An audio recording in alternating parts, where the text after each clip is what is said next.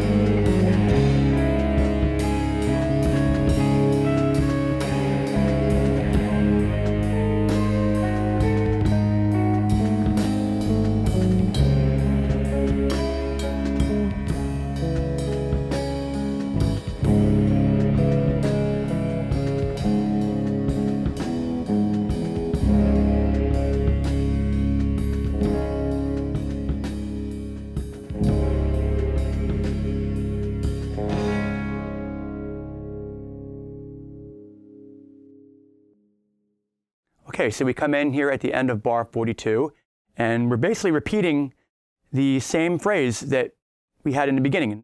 So that's a whole step bend from F sharp up to G sharp. It's like doing this, except we're doing it with a bend, right? And we're gonna mute, rake, bend, and shake. And I like the way that rhymes, right? You're gonna lay your index finger here lightly across the middle strings, and while you're going,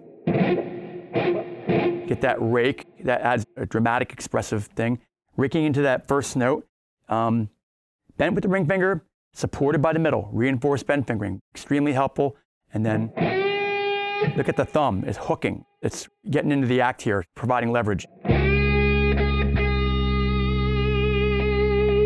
you want to get that big, wide, even, sexy vibrato. And so you reach your target pitch, pick it again, and then you proceed to shake it. And when you do that, you're only dipping about a quarter tone below the target pitch. So it's going, but faster, not too fast.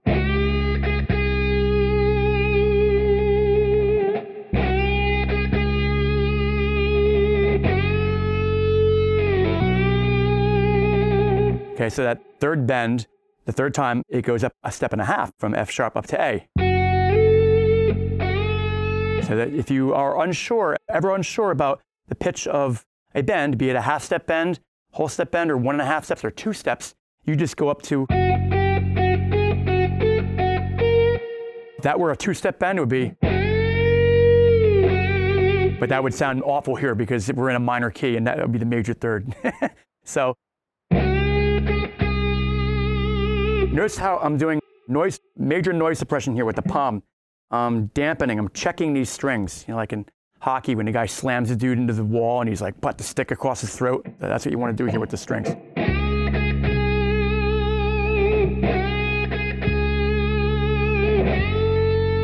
And then pull off, the hammer on, bend it again, but without all that noise. Shake it out again, and now you're going to go to the 5th fret.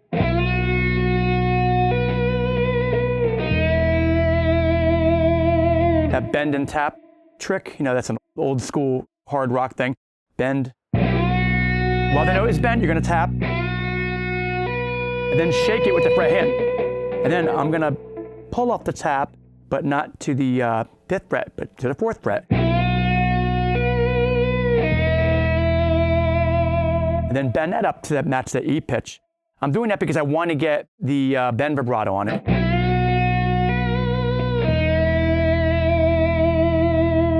Which sounds different than just going. You could do that, it's a little easier. But that kind of vibrato, you only have no choice but to go slightly above the pitch. To me, I think this sounds more pleasing. To dip below it like that.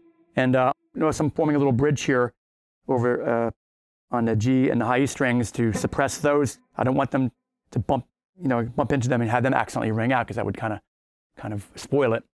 Okay, so then in bar 47, this is where it departs.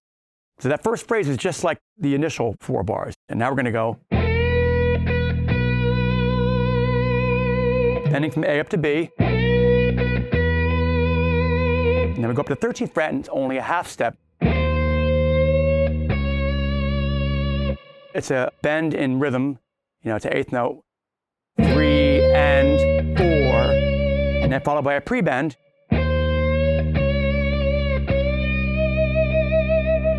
14th fret. Now we're going to reach up to an E note. We're going to try to bend from C sharp. That's definitely a Gilmour thing, like another brick in the wall. He does that. Something like that.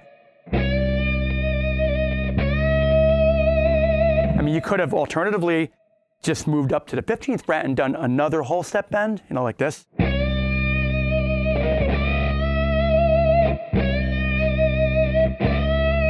I thought it sounded cooler to go. Oop, you don't want to overshoot it there. Okay, now 13th fret is in bar 50.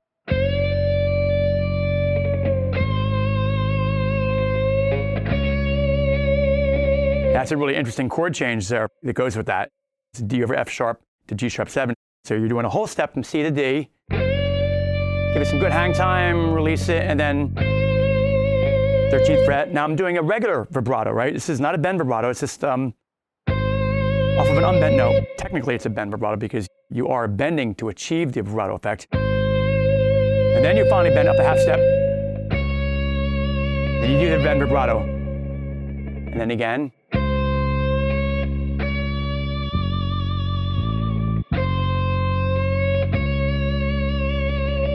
Anytime you're unsure, again, if it says half step, that means if it says 1, which means whole step.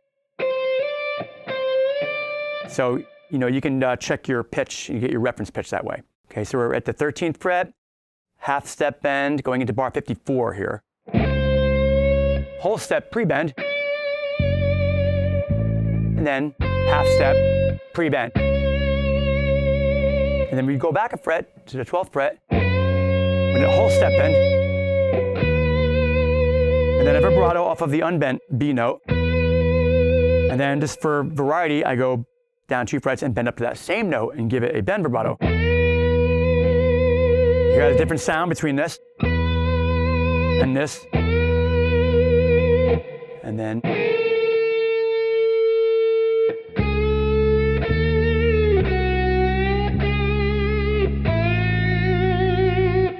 see how I was shifting down there?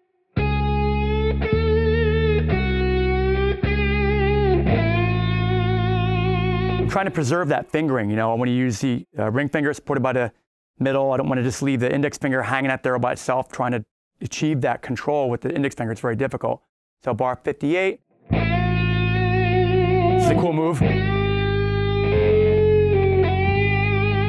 I did a little hammer on top of the bend there. So we did a whole step bend at the 7th fret.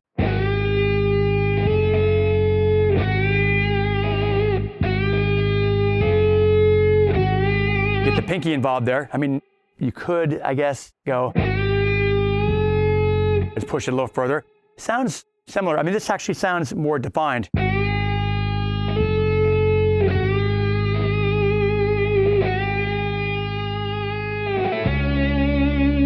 You get that Albert King lick, right?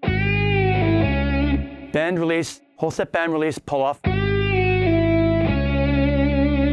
then a big vibrato on that C sharp note.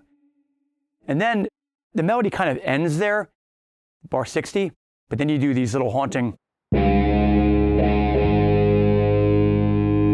So your target pitch is G sharp, but you're just approaching a half step below.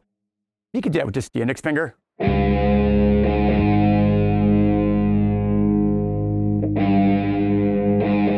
Do that several times. While the arpeggios are playing in the background. 2 more times. I'm not going to do it 2 more times because it's just repetitive. And then it finally ends with the bend from C to C sharp, or B sharp to C sharp to be theoretically correct. And that's gradual. 4 times. This is the very end. You know, it's getting real quiet here.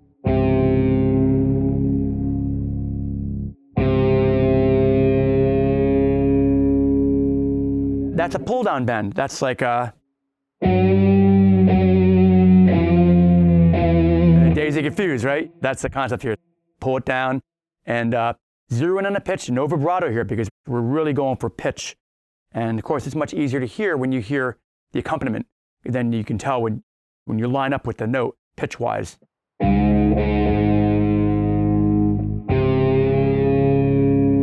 if you use a good amount of hall reverb, that's going to create a really neat chorusing effect while you're bending, because the reverb is going to be chasing the bend and give it that epic sound.